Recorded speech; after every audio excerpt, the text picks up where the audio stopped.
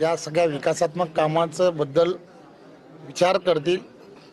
महायुतीचं पूर्ण सरकार हे त्यांच्या या सगळ्या मागण्याबद्दल सकारात्मक राहील ही भावना आम्ही ते आणि त्यांचे भाऊ दोघं जण होते त्यांच्याशी आम्ही चर्चा केली आहे।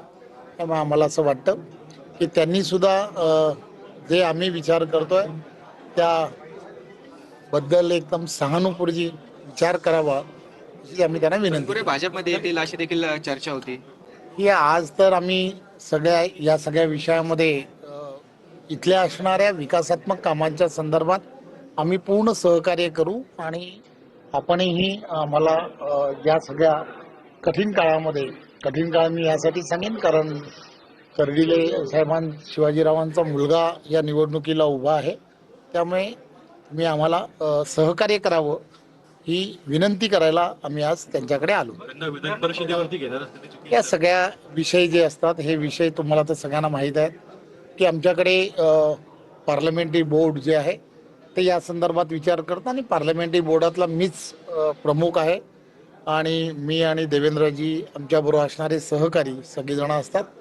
एक गोष्ट लक्षात घ्या की प्राजक्तसारखा एक चांगला लोकप्रतिनिधी जो आहे की ज्यांनी वर्षानुवर्ष त्यांच्या पूर्ण कुटुंबानी किंवा त्यांच्या परिवाराचं असणारं या भागामधील असणारं वलय या सगळ्या गोष्टी ज्या आहेत त्याची आम्हाला संपूर्ण कल्पना आहे। परंतु आज पोटनिवडणुकीच्या संदर्भामध्ये ज्यावेळेला आज अंतिम दिवस आहे उमेदवारी अर्ज भरण्याचा त्यामुळे आम्ही त्यांना विनंती करायला आलेलो आहोत। बऱ्याच वेळेला विखे पाटील साहेबही त्यांच्याशी बोललेले आहेत त्यामुळे आम्हाला खात्री आहे की त्या बाबतीमध्ये ते सकारात्मक आहे। त्यांच्यावरती निर्णय सोडलेला आहे ते त्यांनी असं म्हटलं की आम्ही सर्व कार्यकर्त्यांशी चर्चा करू।